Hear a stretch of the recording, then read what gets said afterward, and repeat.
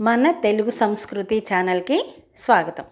బాలలు, ఈరోజు మనం 9వ తరగతికి సంబంధించిన స్నేహం అనే పాఠ్యాంశం గురించి తెలుసుకుందాం. ఈ పాఠం వివిధ కవుల రచనల నుండి తీసుకోబడింది. ఇక్కడ చదవండి, చర్చించండి అనే శీర్షికలో స్నేహ గీతం అనే కవిత ఇచ్చారు. దాన్ని ఇప్పుడు చూద్దాం. మంచిగా మాట్లాడితే స్నేహం కలుస్తుంది, మంచిగా ఉంటేనే స్నేహం నిలుస్తుంది. రైల్లో కొన్ని నిమిషాలు కలిసిన ఒక స్నేహం జీవిత మజిలీల్లోనూ అనుసరిస్తుంది. నీతో పాటే నడిచి వస్తున్న ఒక స్నేహం ఎన్నాళ్ళైనా రైలు పట్టాల్లాగానే సాగిపోతుంది. ఒకడు హృదయాన్ని దాచిపెట్టుకొని బంగారు కాంతులతో కళ్ళు మిరిమిట్లు గొలుపుతాడు. క్రమంగా ఆ కాంతి మాసిపోతుంది. నీ కళ్ళ నిండా చీకటి నిండిపోతుంది. మరొకడు గంగోత్రిలా నీ గుండెను చల్లగా స్పృశిస్తాడు. క్రమక్రమంగా తడి విస్తరించి గంగా నది అయి ప్రవహించి నీ జీవన తీరాల్లో పచ్చని పంటలు నింపుతాడు. స్నేహానికి కాలం అడ్డం కాదు. కొన్ని నెలల పాటు ఎక్కడో ఉన్నా వసంతం పలకరించగానే కోకిలలా తరలి వస్తుంది. స్నేహం గీతమై తోటంతా అల్లుకుపోతుంది. స్నేహానికి దూరం అడ్డం కాదు. ఎక్కడో ఆకాశంలో మబ్బు కడుపులో కళ్ళు మూసుకొని కూర్చున్న నీటి బొట్టు ఆనంద బాష్పమై నేల ఒడిలో వాలుతుంది. పిట్టలు చెట్టుతో స్నేహం చేసి ఆకాశంలోకి చొచ్చుకుపోవటం నేర్చుకున్నాయి. గాలి పూలతో స్నేహం చేసి సుగంధాల్ని విరజిమ్మటం నేర్చుకుంది. స్నేహంలో ఇచ్చిపుచ్చుకోవడాలు ఉచ్ఛ్వాస నిశ్వాసలంత నిశ్శబ్దంగా జరిగిపోతాయి. స్వార్థమే ప్రయోజనమైన స్నేహం సిమెంటు లేని ప్రాజెక్టులా కూలిపోతుంది. స్నేహం ఒక బిందువు దగ్గర ఆగిపోయే పరుగు కాదు, తనని తాను విశాలం చేసుకుంటూ సాగిపోయే వాగు. స్నేహం ఏ గమ్యానికో తీసుకుపోయే విమానం కాదు, అడుగులో అడుగు కలిపి నడిచే నిరంతర అనుభూతి. స్నేహం అనేది మనిషిలో లీనమైపోగల నీ శక్తిని నువ్వు పరీక్షించుకునే సాధనం. స్నేహం అనేది నువ్వు ఇంకొకడికిచ్చే కానుక కాదు, ఇంకొకడిలో నిన్ను నువ్వు చూసుకునే నిలువెత్తు దర్పణం. విన్నారు కదా, స్నేహ గీతం అనే కవిత. బాగుంది కదూ. ఈ కవితను రచించింది అద్దేపల్లి రామ్మోహన్ రావు గారు. ఈ కవిత ద్వారా మనం ఏం తెలుసుకోవచ్చు ఒకసారి చూడండి. మంచిగా మాట్లాడితే స్నేహం అనేది కలుస్తుంది. మంచిగా ఉంటే ఆ స్నేహం కలకాలం నిలుస్తుంది. కలకాలం అంటే ఏమిటి? చిరకాలం, మనం జీవించినంతకాలం అని అర్థం. రైల్లో మనకి కొంతమంది పరిచయం అవుతూ ఉంటారు కదా. రైల్లో కానివ్వండి, బస్సుల్లో కానివ్వండి, ప్రయాణాలు చేసినప్పుడు మనకి కొంతమంది పరిచయం అవుతూ ఉంటారు. కొన్ని పరిచయాలు ఆ రైలు కానీ బస్సు కానీ దిగంగానే మనం మర్చిపోతాం. కానీ వాళ్ళల్లో కొందరు, అంటే కొన్ని పరిచయాలు మనకి జీవితాంతం గుర్తుండిపోతాయి.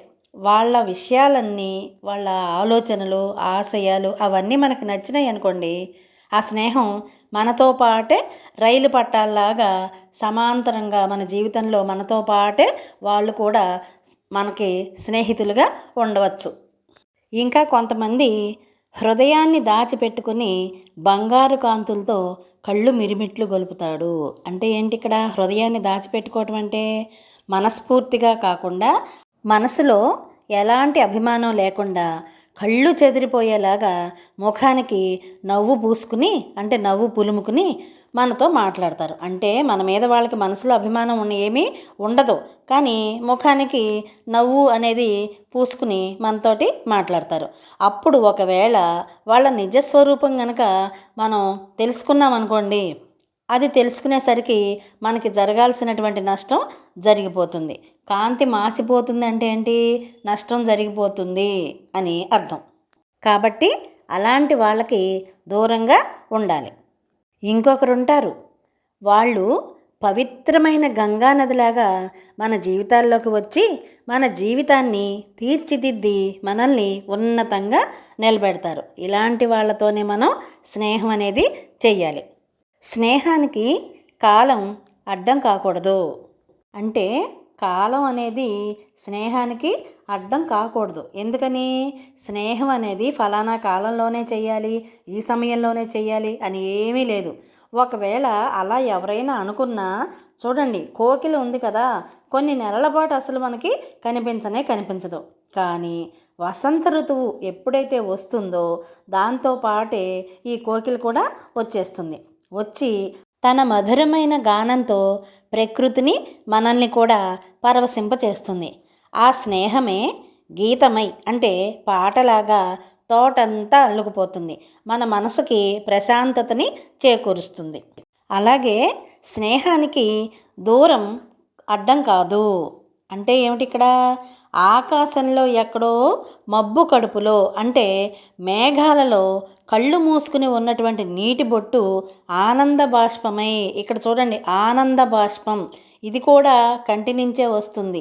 మనం ఏడిస్తే లేదా దుఃఖిస్తే కన్నీరు కూడా కంటి నుంచే వస్తుంది. బాధతో వస్తే కన్నీరు అవుతుంది, సంతోషంతో కళ్ళమ్మట నీళ్ళు వస్తే అది ఆనంద బాష్పం అవుతుంది. ఇక్కడ మబ్బు కడుపులో అంటే మేఘంలో దాగి ఉన్నటువంటి నీటి బొట్టు ఆనందంతో నేల ఒడిలో వాలుతుంది. అంటే భూమి మీద వర్షం రూపంలో చినుకులాగా పడుతుంది అని అర్థం. తర్వాత పిట్టలు ఇవేం చేస్తాయట?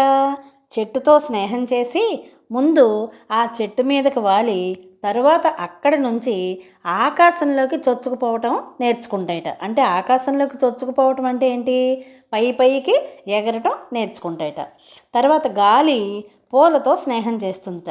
చేసి పూలలో ఉన్నటువంటి సుగంధాన్ని, సువాసనని తనలో కలుపుకుని మొత్తం అంతా ప్రకృతినంతా సువాసన భరితంగా చేస్తుందట. స్నేహంలో ఇచ్చిపుచ్చుకోవటాలు ఉచ్ఛ్వాస నిశ్వాసలంత నిశ్శబ్దంగా జరిగిపోతాయి. ఉచ్ఛ్వాస నిశ్వాసములు అంటే ఏంటి? మనం శ్వాస తీసుకుంటాం కదా, గాలిని ముక్కు ద్వారా లోపలికి పీలుస్తాము, తర్వాత మళ్ళీ బయటికి పిడుస్తాం. వాటినే ఉచ్ఛ్వాస నిశ్వాసములని అంటాం. మనం శ్వాసక్రియ ఎంత నిశ్శబ్దంగా జరుపుతామో స్నేహంలో ఇచ్చిపుచ్చుకోవటాలు కూడా అంతే నిశ్శబ్దంగా జరుగుతాయట. అంటే బాహాటంగా నేను నీకు అది ఇచ్చాను, నీ దగ్గర నేను ఇది తీసుకున్నాను, ఇలాంటివేమీ ఉండవు. సంతోషంతో ఇస్తారు, అదే సంతోషంతో స్నేహితుల దగ్గర మళ్ళీ తీసుకుంటారు. స్వార్థమే ప్రయోజనమైన స్నేహం అదిరా. ఇంకా కొంతమంది చేస్తారు, స్నేహంలో కూడా వాళ్ళకి స్వార్థమే ఉంటుంది. స్వార్థంతో చేసే స్నేహం ఎప్పటికీ కూడా నిలబడదు. ఎలా కూలిపోతుంది? సిమెంటు లేని ప్రాజెక్టు లాగా కూలిపోతుంది. అంటే ఇప్పుడు మనం ఏదైనా ఒక కట్టడం కడితే దాంట్లో సిమెంటు, ఇసుక సమపాళ్లలో లేదా తగుపాళ్లలో కలిపి కడితేనే ఆ కట్టడం కలకాలం నిలుస్తుంది. లేదు, ఒకటి ఎక్కువ ఒకటి తక్కువ, లేకపోతే అసలు ఒకే దాంతో లేదు నేను సిమెంట్తోనే కడతాను, లేదు నేను ఇసుకతోనే కడతానంటే అది ఉంటుందా? కట్టడం కూలిపోతుంది. అలాగే స్వార్థంతో కూడిన స్నేహం కూడా అలాగే కూలిపోతుంది. అంటే ఎక్కువ కాలం నిలబడదు అని అర్థం. స్నేహం ఒక బిందువు దగ్గర ఆగిపోయే పరుగు కాదు. చూడండి, ఇప్పుడు పోటీలు ఏమైనా పెడితే ఇదిగో ఇక్కడి నుంచి అక్కడికి వెళ్ళి దాన్ని ముట్టుకుని మళ్ళీ వెనక్కి వచ్చేసేయాలి, అప్పుడు ఎవరు ముందు వస్తే వాళ్ళు గెలిచినట్లుగా అని చెప్పి ఒక ప్రదేశాన్ని గుర్తుగా పెడతారు. ఇక్కడ స్నేహం కూడా ఒక బిందువు దగ్గర ఆగిపోయే పరుగు కాదు. బిందువు అంటే ఏంటి? ఇక్కడ ఒక గుర్తు లేదా ఒక ప్రదేశం అన్నమాట. దాని దగ్గర ఆగిపోయేటటువంటి పరుగు లాంటిది కాదు స్నేహం. ఎలాంటిదిట? తనని తాను విశాలం చేసుకుంటూ సాగిపోయే వాగు. ఇప్పుడు వాగు చూడండి, ముందు చిన్న ప్రదేశం నుండి ప్రవహిస్తుంది. రాను రాను ఆ ప్రవాహ వేగానికి రెండు ప్రక్కలా ఉన్నటువంటి మట్టి కానీ ఇసుక కానీ కోసుకుపోయి ఆ వాగు ఏమవుతుంది? పెద్దగా విశాలంగా అవుతుంది. స్నేహం కూడా అలాంటిదే. ముందు పరిచయంగా ఏర్పడి తర్వాత విడదీయలేని బంధంగా మారుతుంది. అదే అసలైన స్నేహం. స్నేహం ఏ గమ్యానికో తీసుకుపోయే విమానం కాదు. గమ్యం అంటే ఏంటి? మనం వెళ్ళవలసినటువంటి ప్రదేశం. ఇప్పుడు స్నేహం అనేది ఏదో మనల్ని ఒక గమ్యానికి చేర్చేది కాదు. విమానం లాంటిది, అంతకంటే కాదు. ఇప్పుడు చూడండి, మనం భాగ్యనగరం వెళ్ళాలి, ఏదైనా ఒక ప్రదేశానికి వెళ్ళాలి. మనం ఏం చేస్తాం అప్పుడు? ఆటో కానీ, బస్సు కానీ, రైలు కానీ, దూర ప్రదేశం, వేరే ఖండం కానీ, వేరే దూరంగా ఉన్న రాష్ట్రం కానీ అయితే విమానం కానీ ఎక్కుతాం. ఎక్కి మనం వెళ్ళాల్సినటువంటి ప్రదేశం అంటే మన గమ్యం అవుతుంది అది. అక్కడ దిగబెట్టేసేటటువంటి విమానం లాంటిది కాదు స్నేహం అంటే. ఏంటది? అడుగులో అడుగు కలిపి నడిచేటటువంటి నిరంతరమైన అనుభూతి. అంటే ఎల్లప్పుడూ అనుభూతిని మనకి మిగిల్చేదే స్నేహం. స్నేహం అంటే మనిషిలో లీనమైపోగల నీ శక్తిని నువ్వు పరీక్షించుకునే సాధనం. లీనమైపోవటం అంటే ఏంటి? ఏకాగ్రతతో ఏదైనా ఒక పనిని చేయటం, వేరే ధ్యాస లేకుండా ఉండటం. ఇప్పుడు చూడండి, ఇంట్లో మనకి ఏదైనా నచ్చిన పని చేయటం కానీ, లేకపోతే నచ్చిన సినిమా చూడటం కానీ, నచ్చిన పుస్తకం చదవటం కానీ చేసామనుకోండి, మధ్యలో ఎవరైనా వచ్చి మనల్ని పలకరిస్తే మనం దీంట్లో లీనమైపోయి ఉంటాం. మనకి నచ్చిన పని చేస్తూ లీనమైపోయి ఉంటాం దాంట్లో. పక్కన వాళ్ళు వచ్చి పిలిచినా మనం పట్టించుకోం. ఏంట్రా అంత లీనమైపోయావా అని అడుగుతారు మన పెద్దవాళ్ళు. లీనమైపోవటం అంటే వేరే ధ్యాస లేకుండా ఏకాగ్రతగా ఉండి మన శక్తిని మనం పరీక్షించుకునే సాధనమే స్నేహం. స్నేహం అనేది నువ్వు ఇంకొకటికి ఇచ్చేటటువంటి కానుక కాదు. ఏమిటట? ఇంకొకడిలో అంటే నీ స్నేహితునిలో కానీ, నీ స్నేహితురాల్లో కానీ నిన్ను నువ్వు చూసుకునే నిలువెత్తు దర్పణం. దర్పణం అంటే అద్దం. నిన్ను చూసుకున్నట్టుగానే ఉండాలి నీ స్నేహితుడిని చూస్తే. అందుకనే మన పెద్దవాళ్ళు ఒక మాట చెప్పారు. ఏమని? నువ్వేమిటో తెలుసుకోవాలి అంటే నీ స్నేహితుల్ని చూస్తే చాలు, నువ్వేమిటో తెలిసిపోతుంది అని అంటారు. అంటే మంచివాడు మంచివాళ్ళతోనే స్నేహం చేస్తాడు, చెడ్డవాడు చెడ్డవాళ్ళతో స్నేహం చేస్తారు. ఇప్పుడు చూడండి, దర్పణం అంటే అద్దం కదా. అద్దంలో మనం చూసుకున్నాం అనుకోండి, ఎవరు కనిపిస్తారు? వేరే వాళ్ళు కనిపించరు కదా, మనమే కనిపిస్తాం. ఎవరైతే అద్దం ముందు నిలబడతారో వాళ్ళు మాత్రమే అద్దంలో కనిపిస్తారు. అలాగే మన స్నేహితులు కూడా మనలాగే స్వచ్ఛంగా, నిర్మలంగా, నిస్వార్థంగా స్నేహం చేయాలి. అలాంటి వాళ్ళే మనకి కనిపిస్తారట. మన స్నేహం ఇంకొకటిలో మనం చూసుకుంటే మనల్ని మనమే చూసుకున్నంత అనుభూతి కలిగితేనే అది మంచి స్నేహం అవుతుంది అని అర్థం. ఇక్కడ ఆలోచనాత్మక ప్రశ్నలు అని చెప్పి 2 ఇచ్చారు కదా. దాంట్లో మొదటి ప్రశ్న చూడండి. కవి స్నేహాన్ని ఏ ఏ అంశాలతో పోల్చారు? అంటే ఏ ఏ విషయాలతో స్నేహాన్ని కవి పోల్చి చెప్పారు అని అడుగుతున్నాడు. చూడండి, చాలా విషయాలతో పోల్చాడు. స్నేహాన్ని పవిత్రమైనటువంటి గంగానదితో పోల్చాడు. వసంత ఋతువులో తన మధురగానంతో ప్రకృతిని మనల్ని పరవశింపచేసే కోకిలతో పోల్చాడు. గీతంతో అంటే పాటతో పోల్చాడు. ఆనంద బాష్పంతో పోల్చాడు. ఇంకా పిట్టలకు చెట్టుకి ఉన్న అనుబంధంతో, గాలికి పూలకి ఉన్న అనుబంధంతో, ఉచ్ఛ్వాస నిశ్వాసలతో, ఆగిపోని పరుగుతో, మన శక్తిని పరీక్షించుకునే సాధనంతో పోల్చాడు. ఇంకా చివరగా స్నేహితులలో మనల్ని మనం చూసుకునేటటువంటి నిలువెత్తు అద్దంతో స్నేహాన్ని పోల్చాడు. రెండో ప్రశ్న, నీవు స్నేహం చేయాలి అనుకునే వ్యక్తిలో ఎలాంటి లక్షణాలు ఉండాలి అని నువ్వు భావిస్తున్నావు? అంటే మనం ఎవరితో స్నేహం చేయాలి, ఎలాంటి వ్యక్తిని మనం స్నేహితులుగా ఎన్నుకోవాలి అనే దాని గురించి అడుగుతున్నారు. మన స్నేహితులలో మనకి ఎలాంటి లక్షణాలు ఉంటే నచ్చుతారు? మనకి నచ్చే లక్షణాలు ఉండాలి. మనతో ఎక్కువసేపు మాట్లాడాలి. ఒకవేళ మనం ఏదైనా తప్పు చేస్తే దానిని ఖండించి సరిదిద్దాలి. మళ్ళీ అదే తప్పు ఇంకోసారి చేయకుండా చూడాలి. మా మధ్య ఎలాంటి రహస్యాలు ఉండకూడదు. ఓర్పు, సహనంతో ఉండాలి. ప్రతిదానికి అపార్థం చేసుకోకూడదు. ఎక్కడికి వెళ్ళినా ఇద్దరం కలిసే వెళ్ళాలి. ఒకరికొకరు ఇష్టంగా ఉండాలి. ఇద్దరిలో ఒకళ్ళు తప్పు చేసినప్పుడు రెండవ వాళ్ళు ఖండించలేదనుకోండి, అరే నువ్వు చేసింది తప్పు అని మనకు చెప్పలేదనుకోండి, వాళ్ళు ఖచ్చితంగా మనకి శత్రువులే. ఎందుకని? అలాంటి వాళ్ళని అనుకూల శత్రువులు అని అంటారు. మనతోనే ఉంటారు కానీ ఏది మంచి ఏది చెడు అనేది మనకి చెప్పరు. నిలువున ముంచేసిన తర్వాత కానీ మనకి కళ్ళు తెరుచుకోవు. అందుకనే ఎప్పుడైతే మనం చేసిన తప్పుని ఖండిస్తారో వాళ్ళే మనకి నిజమైన స్నేహితులు అని ఇక్కడ మనం అర్థం చేసుకోవాలి. ఇలాంటి వారితోనే మనం స్నేహం చేయాలి. కవిత అర్థమైంది కదా? ఇప్పుడు ఈ పాఠం యొక్క ఉద్దేశాన్ని తెలుసుకుందాం. విశ్వాసం లేకుండా స్నేహం ఉండదు అన్నాడు గౌతమ బుద్ధుడు. మనిషికి అవసర కాలంలో ఆదుకున్న మిత్రుడి కన్నా ప్రియమైనది ఏదీ ఉండదు అన్నాడు గురునానక్. కష్టకాలంలోనే మనకు నిజమైన మిత్రుడెవరో తెలుస్తుంది అన్నాడు గాంధీజీ. గౌతమ బుద్ధుడు చెప్పిన దాన్ని బట్టి ఎక్కడైతే విశ్వాసం ఉంటుందో అక్కడ మాత్రమే స్నేహం నిలబడుతుంది, విశ్వాసం లేని చోట స్నేహం అనేది ఉండదు అని చెప్పాడు. అలాగే గురునానక్ ఏం చెప్పాడు? మనిషికి అవసర కాలంలో ఏదైనా సహాయం అవసరమైనప్పుడు మాత్రమే మిత్రుడు ఆదుకోవాలి, మిగిలినప్పుడు ఆదుకోకపోయినా పర్వాలేదు. ఎందుకంటే మనకి ఆకలేసినప్పుడే అన్నం తింటాం. కడుపు నిండుగా ఉన్నప్పుడు మనం ఏమైనా తినాలనుకుంటామా? తినలేం కదా. అలాగే అవసరం వచ్చినప్పుడు మాత్రమే సహాయం చేయాలి, అవసరం లేనప్పుడు ఎందుకు సహాయం చేయాల్సిన అవసరం ఉండదు. తర్వాత గాంధీజీ ఏం చెప్పాడు? మనకి కష్టం వచ్చినప్పుడే మనకి ఎవరైతే సహాయం చేస్తారో వాళ్ళే మనకి నిజమైన మిత్రులు, కష్టకాలంలోనే మనకి ఎవరు నిజమైన మిత్రుడో తెలుస్తుంది అని చెప్పాడు. స్నేహం ప్రతి వ్యక్తి జీవితంలో కూడా ఒక మధురమైన అనుభూతిగా నిలుస్తుంది.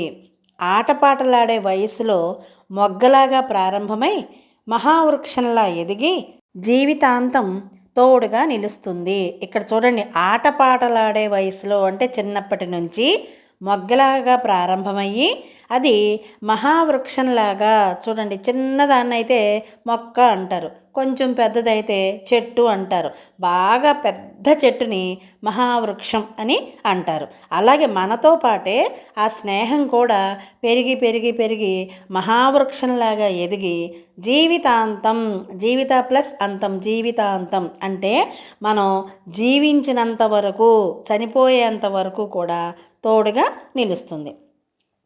కొందరితో స్నేహం మనల్ని అత్యున్నత శిఖరాలకు చేరిస్తే కొందరితో స్నేహం అధఃపాతాళానికి తొక్కేస్తుంది. చూడండి, కొందరితో స్నేహం మనల్ని అత్యున్నత శిఖరాలకు చేరుస్తుందిట. అత్యున్నత శిఖరాలు అంటే ఏంటి? మంచి ఉన్నత స్థితికి తీసుకెడుతుంది. ఇంకా కొంతమందితో స్నేహం అధఃపాతాళానికి తొక్కేస్తుంది, అంటే సర్వనాశనం చేసేస్తుంది. అందుకనే స్నేహితుల్ని ఎంచుకునేటప్పుడు మంచి వాళ్ళని ఎంచుకోవాలి. ప్రతి మనిషి జీవితంలో గొప్ప పాత్ర వహించేది స్నేహమైనప్పుడు మనం ఎటువంటి స్నేహాన్ని ఎంచుకోవాలో, ఆ స్నేహం వల్ల కలిగే ప్రయోజనాలేవో విద్యార్థులకు తెలియచేయటమే ఈ పాఠం యొక్క ఉద్దేశ్యం.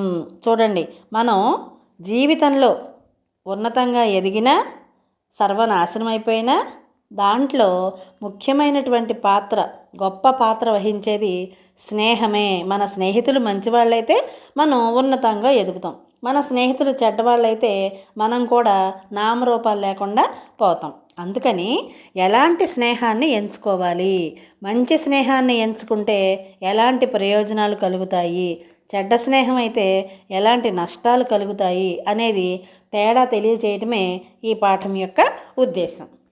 ఇప్పుడు ప్రక్రియ చూద్దాం. ఇది పద్య ప్రక్రియ.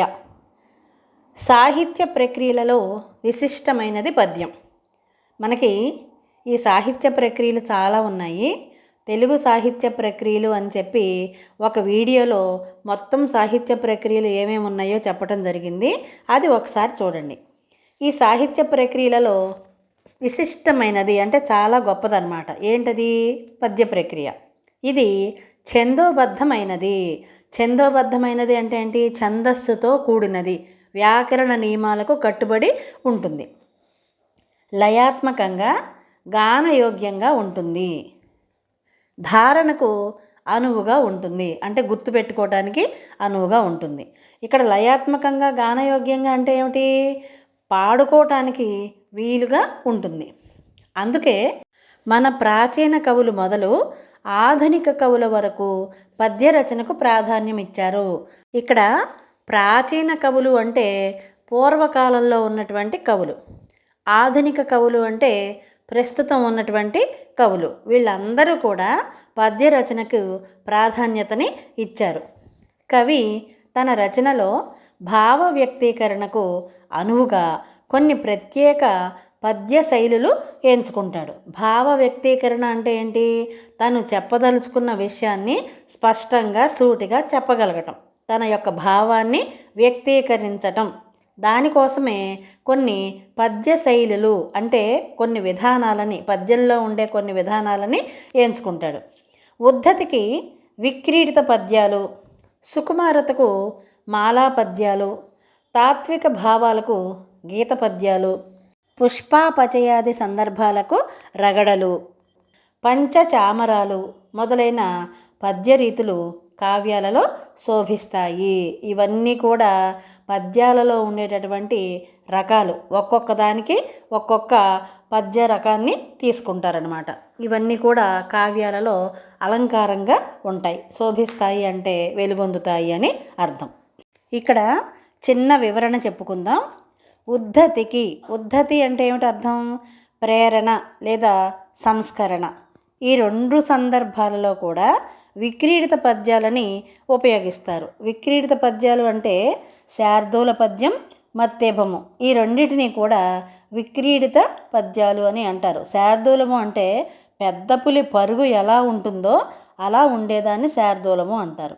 మత్తేభము అంటే మదపుటేనుగు నడక ఎలా గంభీరంగా ఉంటుందో అలాగే ఈ పద్యం కూడా ఉంటుందిట. ఈ రెండింటినీ కూడా విక్రీడిత పద్యాలు అని అంటారు. తర్వాత సుకుమారతకు మాలా పద్యాలు అన్నారు కదా. సుకుమారత్వం తెలియచేయటానికి లేకపోతే సున్నితత్వాన్ని తెలియచేయటం కోసం మాలా పద్యాలు అంటే ఏమిటి? ఇక్కడ ఉత్పలమాల, చంపకమాల, ఈ రెండింటినీ కలిపి మాలా పద్యాలు అని అంటారు. ఎందుకంటే ఇవి పుష్పమాలలు అలంకరణకు ఎలా పనికొస్తాయో ఈ ఉత్పలమాల, చంపకమాల పద్యాలు భాషకు అలంకారంగా భాషిస్తాయి. అందుకని సుకుమారతకి మాలా పద్యాలు తీసుకుంటారు. అలాగే తాత్విక భావాలకు అంటే తత్వాన్ని బోధించేటటువంటి భావాన్ని కలిగించే పద్యాలకి ఏం పద్యాలు ఉపయోగిస్తారు? గీత పద్యాలు అన్నారు కదా.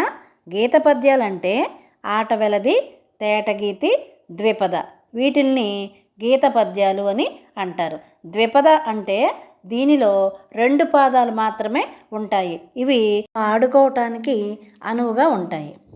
తర్వాత పుష్పాపచయాది అని అన్నారు కదా. ఇక్కడ పుష్పాపచయము అంటే పుష్ప ప్లస్ అపచయము.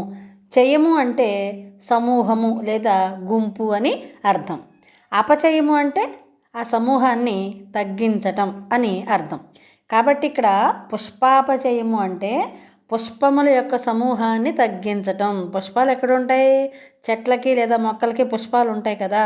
వాటిల్ని మనం కోస్తే ఆ పుష్పాలు సమూహం తగ్గిపోతుంది కదా. అంటే పుష్పాపచయము అంటే పుష్పాలను కోయటం, పువ్వులను కోయటం అని ఇక్కడ అర్థం. వాటికి పుష్పాలను కొయ్యాలి అనే సందర్భాలలో రగడలు అనే పద్యరీతిని ఉపయోగిస్తారు. ఇక్కడ రగడ అంటే రచ్చ లేదా అందరికీ తెలిసేలా చేయటం లేదా గొడవ చేయటం, ఇంకా దండకం అనే అర్థాలు ఉన్నాయి. ఈ రగడలు అనేవి సంగీతపరంగాను తాళయుక్తంగాను ఉండేటటువంటి ఉత్తమమైన పద్యాలు అని చెప్పుకోవచ్చు. తరువాత పంచచామరాలు అన్నారు కదా. ఈ పంచచామరాలు అనేవి సంపూర్ణంగా లగములతో నిండి ఉంటాయన్నమాట. లగము అంటే ఏంటి? లఘువు, గురువు, వీటితో నిండి ఉండే వాటిని పంచచామరాలు అని అంటారు. ఇవన్నీ కూడా కావ్యాలకి, భాషకి, అన్నింటికీ కూడా అలంకారంగా నిలిచి శోభనిస్తాయి. ఇప్పుడు కవి పరిచయాలు చూద్దాం. ప్రస్తుత పాఠ్యభాగం నన్నయ, తిక్కన, పోతన, కందుకూరి రుద్రకవి, తెనాలి అన్నయ్య కవి, విశ్వనాథ సత్యనారాయణ గారు రచించినటువంటి గ్రంథాలలో నుండి ఎంపిక చేసిన పద్యాలతో రూపొందింది. ముందు నన్నయ్య గారి గురించి చెప్పుకుందాం. ఆదికవి బిరుదాంకితుడైన నన్నయ్య రాజరాజ నరేంద్రుని ఆస్థాన కవి. కవి బ్రహ్మ బిరుదాంకితుడైన తిక్కన మనుమ సిద్ధి ఆస్థాన కవి. ప్రజాకవి బిరుదాంకితుడైన బమ్మెరపోతన 15వ శతాబ్దికి చెందినవాడు. సుగ్రీవ విజయం యక్షగానకర్త కందుకూరి రుద్రకవి 16వ శతాబ్దికి చెందినవాడు. సుదక్షిణ పరిణయం గ్రంథకర్త తెనాలి అన్నయ్య కవి 16వ శతాబ్దికి చెందినవాడు. కవి సామ్రాట్ బిరుదాంకితుడైన విశ్వనాథ సత్యనారాయణ గారు 10/9/1895 సంవత్సరంలో కృష్ణా జిల్లాలో ఉన్నటువంటి నందమూరులో జన్మించారు. వీరి తల్లిదండ్రులు శోభనాద్రి పార్వతమ్మ. తిరుపతి వెంకట కవులలో ఒకరైన చళ్లపిళ్ళ వెంకట శాస్త్రి గారి వద్ద హై స్కూల్ విద్యను పూర్తి చేశారు. అధ్యాపకునిగా పనిచేశారు. వీరు రచించినటువంటి శ్రీమద్ రామాయణ కల్పవృక్షం అనే కావ్యానికి జ్ఞానపీఠ పురస్కారం పొందారు. తెలుగులో మొట్టమొదటి జ్ఞానపీఠ పురస్కారం పొందింది విశ్వనాథ సత్యనారాయణ గారే. తరువాత వేయి పడగలు, కిన్నెరసాని పాటలు, కోకిలమ్మ పెళ్ళి, ఏకవీర మొదలైనవి వీరి ఇతర రచనలు. ఇప్పుడు పాఠం చెప్పేసుకుందామా? స్నేహం అనే పాఠాన్ని ఇప్పుడు చెప్పుకుందాం. దేవుడు అన్ని చోట్ల తాను ఉండటానికి వీలు కాక అమ్మను సృష్టించాడంటారు. అంటే ఇక్కడ దేవుడు తను అన్ని చోట్ల ఉండటానికి వీలు పడదు కాబట్టి తనకి బదులుగా అమ్మను సృష్టించాడు అని అర్థం. అంతేకాదు, తల్లిదండ్రుల ప్రేమానురాగాలను, తోబుట్టువుల ఆత్మీయతను, గురువుల మార్గదర్శనాన్ని ఒకే వ్యక్తి నుండి పొందడానికి మరో రూపాన్ని కూడా సృష్టించాడట సృష్టికర్త. అతడే స్నేహితుడు. చూడండి, తల్లిదండ్రుల ప్రేమానురాగాలు, తల్లిదండ్రులు ఇచ్చేటటువంటి ప్రేమానురాగాలని, తోబుట్టువులు అంటే మన అన్నదమ్ములు, అక్క చెల్లెళ్ళు ఉంటారు కదా, వాళ్ళ యొక్క ఆత్మీయతను, గురువుల మార్గదర్శనాన్ని, గురువులు మనకి దిశానిర్దేశం చేస్తారు కదా, అలా చేయొచ్చు, ఇలా చేయకూడదు, ఈ దారిలో వెళ్ళు, ఆ దారిలో వెళ్ళకూడదు అనే మార్గదర్శనాన్ని చేస్తారు కదా, అలాంటి మార్గదర్శనాన్ని ఒకే వ్యక్తి నుండి పొందటానికి మరో రూపాన్ని సృష్టించాడు సృష్టికర్త. అతడే స్నేహితుడు. చూడండి, తల్లిదండ్రులు ఇచ్చే ప్రేమానురాగాలు, తోబుట్టువుల ఆత్మీయతలు, మరి గురువుల మార్గదర్శనం, ఇవన్నింటినీ ఒకే వ్యక్తి నుండి అంటే స్నేహితుడి నుండి పొందటానికే ఆ రూపాన్ని సృష్టించాడట సృష్టికర్త. లోకజ్ఞానం తెలిసాక ఎందరో తారసపడతారు జీవితంలో. వారిలో ఒకరిద్దరు మనసుకు దగ్గరవుతారు. అంటే మనకి లోకజ్ఞానం తెలిసినాక, అంటే ఊహ తెలిసిన తర్వాత మన జీవితంలోకి ఎంతోమంది మనకి ఎదురుపడతారు, మన జీవితంలోకి వస్తారు కొంతమంది. అయితే వారిలో ఒకరిద్దరు మాత్రమే మన మనసుకి దగ్గరవుతారు. స్నేహం పొటమరించి ఆప్తమిత్రులవుతారు. స్నేహం పొటమరించడం అంటే ఏంటి? మన మనసుకి ఎవరైతే దగ్గర అవుతారో వాళ్ళ మధ్యలో స్నేహం అనేది చిగురిస్తుంది. చిగురిచ్చి వాళ్ళు ఆప్తమిత్రులు అవుతారు. బాగా కావలసిన వాళ్ళు, దగ్గర వాళ్ళు, ఆత్మీయులుగా మారుతారు. చిన్ననాటి స్నేహం చిరకాలం నిలుస్తుందట. అంటే మన చిన్నప్పుడు బాల్యంలో ఎవరితోనైతే మనం స్నేహం చేస్తామో ఆ స్నేహం చిరకాలం నిలుస్తుందట. అంటే చాలా ఎక్కువ కాలం నిలుస్తుందట. కాకి ఎంగిలి స్నేహం కలకాలం ఉంటుందట. కాకి ఎంగిలి అంటే తెలుసు కదా మీ అందరికీ. ఏదైనా ఒక వస్తువుని, పదార్థాన్ని, తినే ఆహార పదార్థాన్ని ఇద్దరు పంచుకుని తినాలంటే విరవటానికి వీలు లేనప్పుడు ఏం చేస్తారు? ఒంటి మీద ఉన్నటువంటి వస్త్రాన్ని దానికి అడ్డం పెట్టి, ఒక మరమరాలు ఉండ కానీ, జామకాయ కానీ, చిన్నప్పుడు జీడీలు కానీ, స్ట్రాంగ్ బిళ్ళలు కానీ, అలా వస్త్రాన్ని అడ్డం పెట్టి కొరికి ఆ మొక్కని అవతల వాళ్ళకి ఇవ్వటమో, వీళ్ళు తినటమో అట్లా చెరిసకం చేసుకుని తినేవాళ్ళు. దాన్ని కాకెంగిలి అని అంటారు. అలాంటి కాకెంగిలి చేసుకుని తినేటటువంటి స్నేహం కలకాలం, ఇది కూడా చాలా కాలం, ఎక్కువ కాలం ఉంటుందట. ఎలాంటి అరమరికలు లేని అతీతమైన బంధుత్వం స్నేహం. అరమరికలు అంటే ఎలాంటి దాపరికాలు కానీ, లేకపోతే భేదాలు కానీ లేనటువంటి అతీతమైనటువంటి బంధుత్వమే స్నేహం. అలాగని అన్ని స్నేహాలు ఒకేలా ఉండవు. చెడ్డవారి స్నేహం ఉదయపు నీడ లాంటిది అంటారు. అది ముందు అధికంగా ఉండి క్రమంగా అంటే రాను రాను తగ్గిపోతుంది. సజ్జనుల సాంగత్యమే ఉత్తమ మైత్రికి మూలం. సజ్జనులు అంటే మంచివారు, సాంగత్యం అంటే వారితో కలిసి ఉండటం. మంచివారితో కలిసి ఉండటమే ఉత్తమ మైత్రికి మూలం, అంటే మంచి స్నేహానికి మూలం అన్నమాట. ఆజ్ఞాపాలనలో సేవకులు, కష్టాలు వచ్చినప్పుడు బంధువులు, సంపదలు కోల్పోయినప్పుడు భార్య, ఆపద సమయాలలో మిత్రుల విశ్వాసం వ్యక్తమవుతుందని చెబుతుంది ఆర్షధర్మం. అంటే ఆర్యులు, మన పూర్వీకులు లేదా ఋషులు, వీళ్ళందరూ తపస్సు ద్వారా సాధించినటువంటి వేదోక్త ప్రకారమైన ఒక మార్గాన్ని మనకు చెప్పారు, సూచించారన్నమాట. దానినే ఆర్షధర్మం అని అంటారు.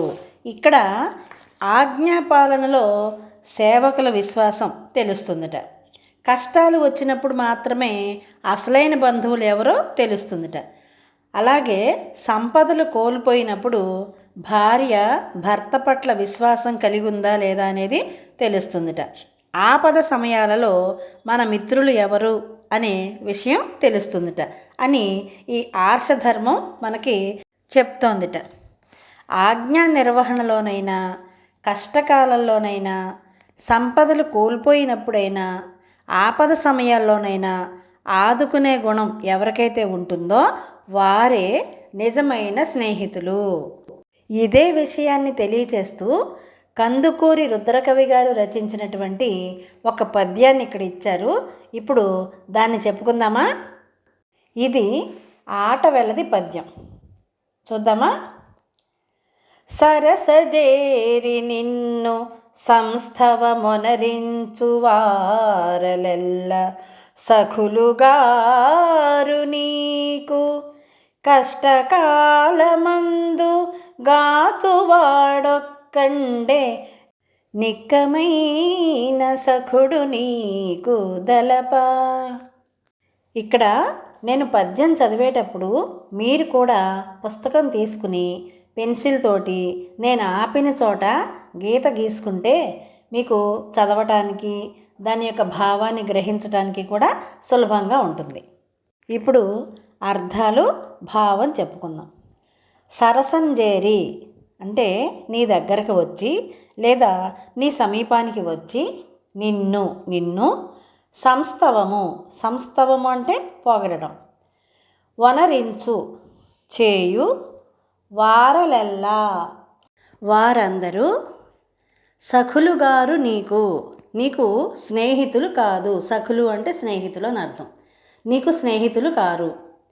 కష్టకాలమందు ఆపద సమయంలో, కష్టాలు వచ్చినప్పుడు, గాచువాడొక్కండే, కాచువాడు అంటే కాపాడేవాడు, ఒక్కడే ఎవరైతే కష్టకాలమందు నిన్ను కాపాడతాడో వాడొక్కడే, నిక్కమైన నిజమైనటువంటి సఖుడు స్నేహితుడు నీకు తలపన్ అంటే ఆలోచించగా అని అర్థం. అంటే ఇక్కడ మొత్తం భావం చూస్తే, నీ పక్కన చేరి నిన్ను పొగుడుతూ ఉండేవారంతా నీకు స్నేహితులు కారు. నీకు కష్టాలు ఎదురైనప్పుడు నిన్ను విడిచిపెట్టకుండా నీతో ఉన్నవాడే నిజమైన మిత్రుడు అని తెలుసుకోవాలని కందుకూరి రుద్రకవి అన్నారు. మన పురాణాలు, ఇతిహాసాలలో ఎన్నో రకాలైన స్నేహధర్మాలు కనిపిస్తాయి. తర్వాత పద్యం స్నేహధర్మాన్ని, స్నేహం యొక్క గొప్పతనాన్ని గురించి కవిబ్రహ్మ తిక్కన గారు శ్రీమదాంధ్ర మహాభారతంలోని శాంతి పర్వంలో ఇలా చెప్పారు. ఇప్పుడు ఆ పద్యాన్ని చూద్దామా? ఇది కంద పద్యం. మైత్రింబోలెడు ధర్మము ధాత్రీ దివిజులకు లేదు, దాని నడపినంబుత్రా ఏ కర్మంబు పవిత్రతయును వలవదది వివేకము చేర్చున్. ఇప్పుడు అర్థాలు వినండి. మైత్రింబోలెడు ధర్మము. మైత్రి అంటే స్నేహము లేదా మిత్రత్వము. ఈ స్నేహానికి సమానమైన ధర్మము. బోలెడు అంటే సమానమైనటువంటి ధర్మము ధాత్రి దివిజులకు లేదు. ధాత్రి అంటే భూమి, దివిజులు అంటే బ్రాహ్మణులు. ధాత్రి దివిజులు అంటే భూమి మీద ఉన్నటువంటి దేవతలైన బ్రాహ్మణులకు లేదుట. అంటే మిత్రత్వానికి సమానమైనటువంటి ధర్మం ఈ భూమండలంలోనే లేదు. దాని నడపినం పుత్ర అని ముందు చెప్పుకున్నాం కదా. దానిని అడపటం అంటే ఏమిటి? అణిచివేయటం. ఒకవేళ ఆ స్నేహధర్మాన్ని అణిచినట్లయితే అది ఏ కర్మంబు, ఏ పని, కర్మ అంటే ఏమిటి ఇక్కడ? పని. ఏ పనినైనా పవిత్రత అంటే ఏంటి? పునీతము చేయటం, స్వచ్ఛంగా ఉంచటం అన్నమాట. వలవదు అంటే కలగనివ్వదు. వివేకము చేర్చున్, వివేకము అంటే తెలివితేటలు, విజ్ఞత. చేర్చునే అంటే కలిగించునా అని అర్థం. ఇప్పుడు మొత్తం భావం చూస్తే మిత్రత్వమునకు సమానమైన ధర్మం భూమండలంలో లేదు. స్నేహాన్ని నడిపించేది స్నేహధర్మం. ఇది మిక్కిలి పవిత్రమైనది. ఆ స్నేహం వివేకాన్ని ఇస్తుంది, ధైర్యాన్ని నిలుపుతుంది. కాబట్టి ప్రతి మనిషి తమ జీవితంలో మంచి మిత్రుల్ని పొందాలి, అంటే మంచి స్నేహితుల్ని పొందగలగాలి.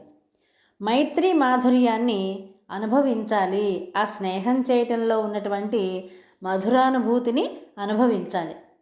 స్నేహితులు లేని జీవితం నిస్సారంగా ఉంటుంది. అంటే ఎలాంటి సారము లేకుండా, ఎలాంటి అనుభూతులు, అనుభవాలు, మాధుర్యం ఇలాంటివి ఏమీ లేకుండా నిస్సారంగా చప్పగా ఉంటుంది అని అర్థం ఇక్కడ. చూడండి, తిక్కన గారు స్నేహం గురించి ఎంత మంచి పద్యం చెప్పారో. మిత్రులు 3 రకాలుగా ఉంటారు అని శాస్త్రాలు తెలుపుతున్నాయిట. ఎవరా 3 రకాల మిత్రులు?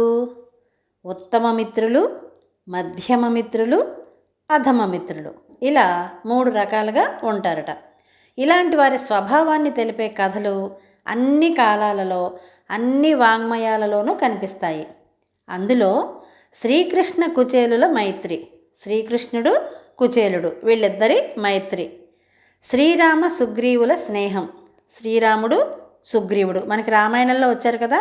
తరువాత దుర్యోధన కర్ణుల మిత్రత్వం, దుర్యోధనుడు కర్ణుడు మహాభారతంలో ఉంటారు వీళ్ళు. ద్రోణుడు ద్రౌపదుని సఖ్యం, వీళ్ళు కూడా మహాభారతంలోని పాత్రలు. ఇలా ఎన్నో ఉదాహరణలు చెప్పుకోవచ్చు. ఇప్పుడు బాల్య స్నేహం అనే దాని గురించి చెప్పుకుందాం. దారిద్ర్యానికి ప్రతిరూపం కుచేలుడు. దారిద్ర్యం అంటే డబ్బు లేని పేదతనం. దానికి ప్రతిరూపంగా ఉండేవాడు. అంటే ఆ దరిద్రానికి మరో రూపమే కుచేలుడు అని చెప్తున్నారు ఇక్కడ. అష్టైశ్వర్యాలతో తొలతూగే ఆగర్భ శ్రీమంతుడు శ్రీకృష్ణుడు. ఇక్కడ ఆగర్భ శ్రీమంతుడు అంటే తల్లి గర్భంలో ఉన్నప్పటి నుంచి శ్రీమంతుడు అంటే ధనవంతుడు అని అర్థం. శ్రీకృష్ణుడు తల్లి గర్భంలో పడినప్పటి నుంచే శ్రీమంతుడు. అష్టైశ్వర్యాలతో అన్నారు కదా. అష్టైశ్వర్యాలు అంటే అంటే 8 ఐశ్వర్యములు. ఏమిటా అష్టైశ్వర్యములు? దాసీజనం ఉండటం, భృత్యులు ఉండటం. భృత్యులు అంటే సేవకులు లేదా తన కింద పనిచేసేటటువంటి ఉద్యోగులు. పుత్రులు, మిత్రులు, బంధువులు, వాహనములు, ధనము, ధాన్యం. ఈ 8 ఎవరైతే కలిగి ఉంటారో వాళ్ళని అష్టైశ్వర్యములతో తొలతూగుతున్నాడు అని అంటారు. వారిద్దరూ చిన్నతనంలో సాందీపుని వద్ద విద్యాభ్యాసం చేశారు. ఎవరిద్దరూ? కుచేలుడు, శ్రీకృష్ణుడు. వాళ్ళ గురువు ఎవరు? సాందీపుడు. అప్పుడు ఏర్పడ్డ స్నేహం జీవితాంతం కొనసాగింది. చూడండి, మనం మొదట్లో చెప్పుకున్నాం కొన్ని స్నేహాలు మధ్యలో ఆగిపోతాయి, కొన్ని స్నేహాలు జీవితాంతం కొనసాగుతాయి అని. ఇలాగే కుచేలుడు శ్రీకృష్ణుడి యొక్క స్నేహం కూడా జీవితాంతం కొనసాగింది. విద్యాభ్యాసం తరువాత విడిపోయిన వారు చాలా కాలానికి కలుసుకునే అవకాశం వచ్చింది. ఎవరికి? కుచేలునికి, శ్రీకృష్ణునికి. దానికి కారణం కుచేలుని దారిద్ర్య స్థితి. చాలామంది పిల్లలతో తినటానికి తిండి లేక నానా అవస్థలు పడుతున్నారు. ఒకరోజు కుచేలుని భార్య ఆయనతో ఇలా అంది. కుచేలుని భార్య, ఆవిడ పేరేంటో తెలుసా మీకు? తెలియదు కదా? వామాక్షి. కుచేలుని భార్య పేరు వామాక్షి. కుచేలుడి అసలు పేరు తెలుసా? సుధాముడు. కుచేలుని యొక్క అసలు పేరు సుధాముడు. మరి కుచేలుడు ఏమిటంటే చిరిగిపోయినటువంటి వస్త్రములు కట్టుకుంటున్నాడు కాబట్టి ఆయన్ని కుచేలుడు అని పిలిచేవాళ్ళు. ఆయన భార్య వామాక్షి ఇలా అందిట. వినండి, ఇది చెంపకమాల పద్యం.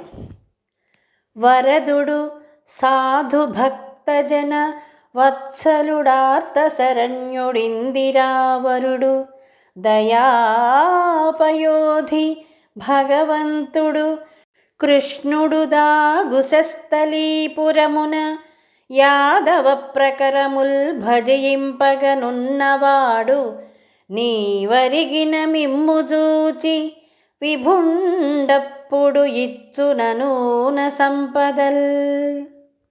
ఇప్పుడు అర్థాలు వినండి. వరదుడు.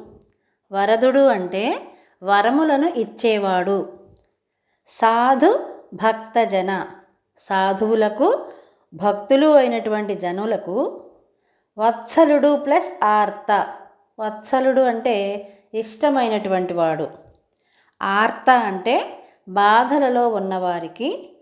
శరణ్యుడిందిరావరుడు. శరణ్యుడు ప్లస్ ఇందిరావరుడు. శరణ్యుడు అంటే శరణును ఇచ్చేవాడు, అంటే అభయాన్ని ఇచ్చేవాడు. ఇందిరావరుడు లక్ష్మీదేవికి భర్త అయినవాడు. దయాపయోధి. పయోధి అంటే సముద్రం. దయాపయోధి అంటే జాలి అనేటటువంటి సాగరుడు, అంటే సముద్రం అంత జాలి కలిగినటువంటి వాడు అని అర్థం. భగవంతుడు దేవుడు. ఎవరు? కృష్ణుడు. భగవంతుడైనటువంటి కృష్ణుడు. తాన్ అంటే తను, ఆయన.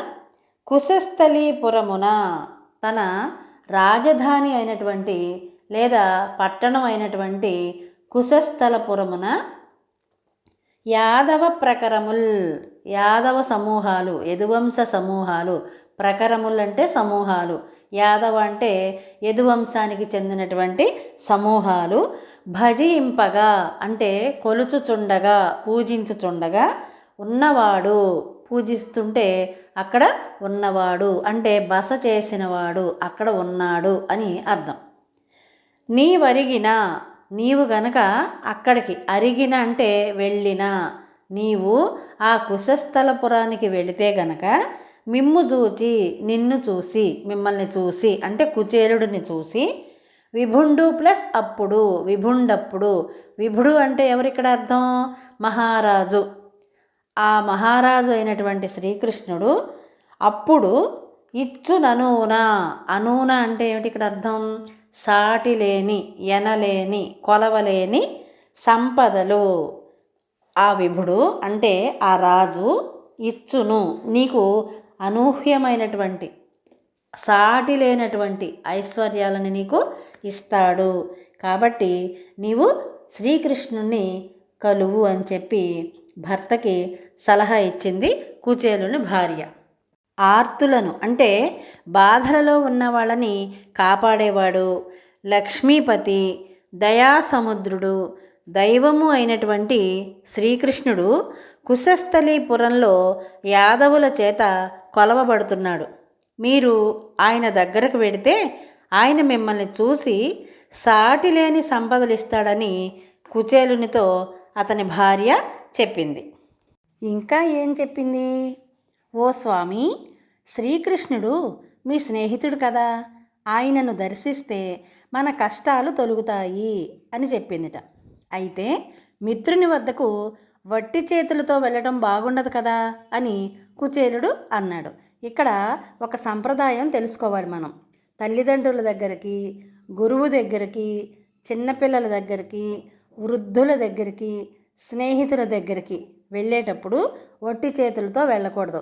వాళ్ళకి ఏదైతే ఇష్టమో, ఏదైతే తినే సామర్థ్యం ఉందో వాటిల్ని పట్టుకు వెళ్ళాలట. కుచేలుడు తన భార్యతో ఏమంటున్నాడో చూడండి. నీవు చెప్పిన ఎట్ల రాజీవనేత్రు పాద పద్మంబులాశ్రయింపంగజనుట పరమశోభనమా చక్రపాణికిప్పుడు గానుకేమైన గొంపోవగలదే మనకు. ఇక్కడ నీవు చెప్పిన ఎట్లా అంటే నీవు చెప్పినట్లుగానే, నువ్వు చెప్పిన విధంగానే. ఇక్కడ నువ్వు అంటే ఎవరు? కుచేలుని భార్య. రాజీవనేత్రుడు అంటే ఎవరు? కమలాక్షుడు అయినటువంటి శ్రీకృష్ణుడు. కమలాక్షుడు, రాజీవనేత్రుడు అనే పేరు ఎందుకు వచ్చింది? ఆయన కళ్ళు తామర రేకులంత అందంగా ఉంటాయట. అందుకని ఆయన్ని కమలాక్షుడని, రాజీవనేత్రుడని అంటారు. పాదపద్మంబులాశ్రయింపంగ జనుట. పాదపద్మములు, ఆయన పాదాలు ఎలా ఉంటాయట? పద్మాల వంటి పాదాలు, పద్మాలలాగా సుకుమారంగా శుతిమెత్తగా ఉంటాయట ఆయన పాదాలు. ఆశ్రయింపంగన్ అంటే శరణు వేడుటకు, ఆయన దగ్గరికి వెళ్ళి స్వామి నువ్వు తప్ప మాకు వేరే దిక్కు లేదు అని శరణు కోరుటకు. జనుట అంటే చనుట, వెళ్ళటం. పరమశోభనం అంటే చాలా శుభాలను ఇస్తుంది. ఎప్పుడైతే మనం శ్రీకృష్ణుడిని శరణు కోరతామో అప్పుడు మనకి చాలా శుభాలు కలుగుతాయి. ఆ చక్రపాణి అంటే ఏమిటి? పాణి అంటే చెయ్యి, చక్రపాణి అంటే చక్రము చేతి యందు కలిగినవాడు చక్రపాణి. ఆ చక్రపాణికి ఇప్పుడు ఆ శ్రీకృష్ణునికి కానుక ఏమైనా, కానుక అంటే బహుమతిగా ఏదైనా, గొంపోవగలదే అంటే తీసుకు వెళ్ళటానికి మన దగ్గర ఏమైనా ఉందా? గొంపోవగలదే మనకు, మన దగ్గర శ్రీకృష్ణుడికి కానుకగా తీసుకువెళ్ళటానికి ఏమైనా ఉందా అని అడుగుతున్నాడు తన భార్య అయినటువంటి వామాక్షితో కుచేలుడు. అప్పుడు కుచేలుని భార్య కొన్ని అటుకులను జీర్ణ వస్త్రంలో మూట కట్టి ఇచ్చింది. ఇక్కడ జీర్ణ వస్త్రం అంటే చిరిగిపోయినటువంటి వస్త్రంలో మూట కట్టి ఇచ్చిందిట. కుచేలుడు ద్వారకా నగరంలోని శ్రీకృష్ణుని మందిరానికి చేరుకున్నాడు. బాల్య స్నేహితుని చూడగానే శ్రీకృష్ణునిలో ఉత్సాహం ఉరకలేసింది. చాలా సంతోషం వేసిందట శ్రీకృష్ణుడికి తన చిన్ననాటి స్నేహితుడిని చూడగానే. అప్పుడు ఏం చేశాడు ఆయన? చూడండి, ఇక్కడ పద్యం మత్తేభము.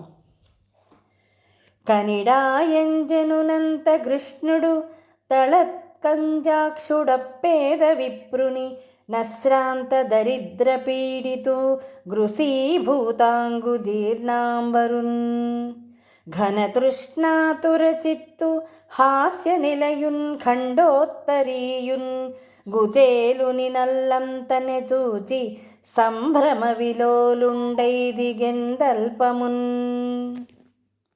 అర్థాలు చూడండి. కని అంటే చూచి, డాయన్ ప్లస్ జనును, డాయన్ జనును అంటే దగ్గరకు వెళ్ళాడట, అంటే సమీపానికి, ఆ స్నేహితుని యొక్క సమీపానికి వెళ్ళాడట శ్రీకృష్ణుడు. తర్వాత దళత్కంజాక్షుడప్పేద విప్రుని. దళత్కంజాక్షుడు అంటే తామర రేకుల వంటి కళ్ళు కలిగినటువంటి శ్రీకృష్ణుడు అప్పేద విప్రుని, ఆ పేద, ఆ ప్లస్ పేద, అప్పేద త్రికసంధి అవుతుంది. అప్పేద విప్రుని, ఆ పేదవాడైనటువంటి బ్రాహ్మణుని నశ్రాంత దరిద్ర పీడితు, ఇక్కడ విప్రునిన్ ప్లస్ అశ్రాంత అని వస్తుంది. అశ్రాంత దరిద్ర పీడితున్ అంటే విపరీతమైనటువంటి దరిద్రంతో ఎల్లప్పుడూ పీడింపబడే వానిని అని అర్థం. కృషీభూత ప్లస్ అంగు, కృషీభూతాంగు అంటే అంగము అంటే ఏంటి? అవయవాలు. అతని శరీరం బక్క చిక్కిపోయినటువంటి అవయవాలతో ఉందిట శరీరం. అంటే బక్క చిక్కినటువంటి శరీరం కలవానిని జీర్ణాంబరున్ అంటే జీర్ణ ప్లస్ అంబరున్, జీర్ణాంబరున్ అంటే చిరిగిపోయినటువంటి బట్టలు కట్టుకున్న వాడిని. ఘన తృష్ణాతుర చిత్తు, ఘన అంటే గొప్పదైనటువంటి, తృష్ణ అంటే ఆశ చేత లేదా దాహము చేత అని అర్థం. ఆతుర చిత్తు అంటే ఆత్రంతో, ఆతృతతో కూడినటువంటి, చిత్తు అంటే మనసు గలవారిని. హాస్య నిలయున్ అంటే హాస్యము అంటే ఏమిటి, నవ్వు, హాస్యాస్పదుని చూడంగానే నవ్వు తెప్పించేలాగా ఉన్నట్ట.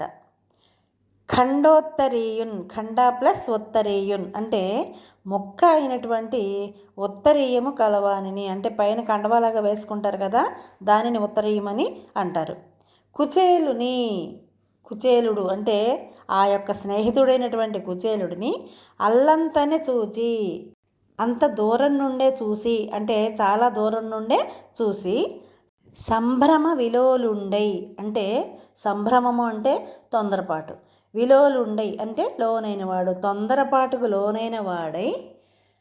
దిగన్ దిగట్ట, ఏం దిగడు, తల్పమున్ అంటే మంచమును, తను కూర్చున్నటువంటి మంచమును దిగట్ట.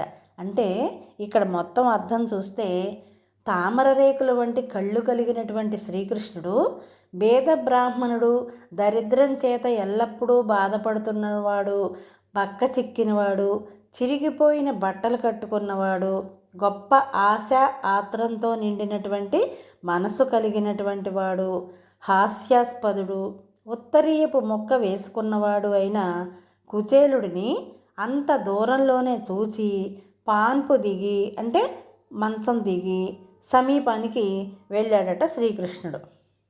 దిగి ఏం చేశాడు, శ్రీకృష్ణుడు సువర్ణ మణిమయ తల్పం నుండి దిగి, సువర్ణ మణిమయ బంగారము మణులతో కూడినటువంటి తల్పం లేదా పాన్పు లేదా మంచం, దానిని దిగి పరుగు పరుగున వచ్చి బాల్య స్నేహితుడిని అంటే చిన్ననాటి స్నేహితుడిని కౌగిలించుకున్నాడట, ఆలింగనం చేసుకున్నాడు.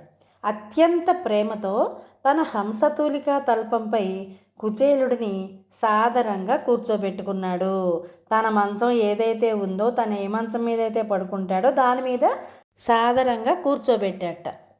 చొరవతో మిత్రుడు తెచ్చిన అటుకుల మూటను విప్పి ఆత్రంగా తిన్నాడు. చొరవ అంటే ఏంటి, చనువు, తన బాల్య స్నేహితుడే కదా, అందుకనే చనువుతోటి ఎలాంటి మొహమాటం లేకుండా మిత్రుడు తెచ్చినటువంటి అటుకుల మూటను విప్పి ఆత్రంగా తిన్నాడు. కుచేలుడు ఎంత ఆత్రంగా శ్రీకృష్ణుడిని చూడాలి అని వచ్చాడో అంతే ఆత్రంగా కుచేలుడు తెచ్చిన అటుకుల మూటను విప్పి అందులో ఉన్న అటుకులను ఆత్రంగా తిన్నట్ట శ్రీకృష్ణుడు. తర్వాత ఇక్కడ కందపద్యం ఒకటి ఇచ్చారు, చూద్దాం. దళమైన పుష్పమైనను ఫలమైనను సలిలమైన బాయని భక్తిన్ గొలిచిన జనులర్పించిన నెలమిన్ రుచిరాన్నముగనయేను భుజింతున్. దళమైన, దళము అంటే ఆకు లేదా పత్రము, ఆయనకి ఇష్టమైన ఆకు ఏమిటి, తులసి దళం. పుష్పమైనను ఏ పువ్వైనా సరే, ఫలమైనను ఏ పండైనా సరే, చివరికి సలిలమైన, సలిలము అంటే ఒట్టి నీరైనా సరే, బాయని భక్తిన్, బాయని భక్తిన్ అంటే ఏమిటి, విడువని భక్తితో, ఎనలేని భక్తితో, కొలిచిన జనులర్పించిన, కొలిచిన అంటే సేవించిన లేదా పూజించిన, జనులర్పించిన, జనులు అంటే ఇక్కడ ప్రజలు, అర్పించిన నాకు గనక సమర్పించుకుంటే, నెలమిన్ ఇష్టంతో, రుచిరాన్నముగానే అంటే రుచికరమైనటువంటి భోజనం లాగానే, రుచిరా ప్లస్ అన్నము, రుచిరాన్నము, రుచిరాన్నములాగా అంటే రుచికరమైనటువంటి భోజనం లాగానే, ఏను అంటే నేను, భుజింతున్ భుజిస్తాను తింటాను అని అర్థం. మొత్తం అర్థం చూడండి. నన్ను కొలిచే భక్తులు నాకు పత్రమైన, పుష్పమైన, పండైన, చివరికి నీరైనా సరే భక్తితో కనుక నాకు సమర్పిస్తే రుచికరమైనటువంటి భోజనాన్ని తిన్నట్లుగానే వాటిల్ని కూడా చాలా ఇష్టంతో తింటానని శ్రీకృష్ణుడు కుచేలుడితో అన్నట్ట. అంటే భక్తితో గోరంత సమర్పిస్తే కొండంత ప్రతిఫలాన్ని ప్రసాదించే భగవంతుడైనటువంటి శ్రీకృష్ణుడు తన మిత్రునికి సమస్త సంపదలు కలగజేసి కష్టాలను తొలగించాడు. ఉత్తములతో స్నేహం చేస్తే మన కష్టాలు పాపాలు పోతాయి. ఉత్తములు అంటే చాలా మంచివారు, ఉన్నతులు అని అర్థం. ఇప్పుడు కృష్ణ కుచేలుర స్నేహం ఉత్తమమైనటువంటి స్నేహం. ఆనందం, ఐశ్వర్యం, సౌఖ్యం కలుగుతాయనడానికి కృష్ణ కుచేలుల స్నేహం ఉదాహరణగా మనం చెప్పుకోవచ్చు. అందలం ఎక్కినా సరే, అంటే సింహాసనం ఎక్కినా సరే బాల్య స్నేహితుని మరువకపోవటం ఇక్కడ విశేషం. ఎవరు మరవలేదు? శ్రీకృష్ణుడు మరవలేదు. ఆ కుచేలుడేమో పేద బ్రాహ్మణుడిలాగా అలాగే ఉండిపోయాడు. శ్రీకృష్ణుడు మాత్రం ద్వారకని పాలించేటటువంటి మహారాజు అయ్యాడు. చూడండి ఎంత తేడా ఉందో ఇద్దరి స్థితులలో. అయినా సరే చిన్ననాటి స్నేహితుణ్ణి మర్చిపోకుండా అదే విధంగా ఇప్పటికీ గౌరవించటమే ఉత్తమ స్నేహితుల యొక్క లక్షణం. మనం ఇంతకుముందు చెప్పుకున్నాం కదా, మిత్రులు ఉత్తమ మిత్రులు, మధ్యమ మిత్రులు, అధమ మిత్రులని 3 రకాలుగా ఉంటారని శాస్త్రాలు తెలుపుతున్నాయి అని చెప్పుకున్నాం. ఇప్పుడు ఉత్తమ మిత్రులు ఎవరు? కృష్ణుడు, కుచేలుడు, వీళ్ళిద్దరిది ఉత్తమ స్నేహం. అందులో శ్రీకృష్ణుడు ఉత్తమ మిత్రుడు అని ఇప్పుడు మనకి అర్థమైంది కదా. మరి మిగిలిన పాఠాన్ని, అంటే సత్పురుషుల స్నేహం, అక్కడి నుంచి 2వ భాగంలో చెప్పుకుందాం. ఇంతవరకు అర్థమైంది కదా. ఇలాంటి మరిన్ని వీడియోల కోసం చూస్తూనే ఉండండి మన తెలుగు సంస్కృతి ఛానల్. జై హింద్, జై భారత్.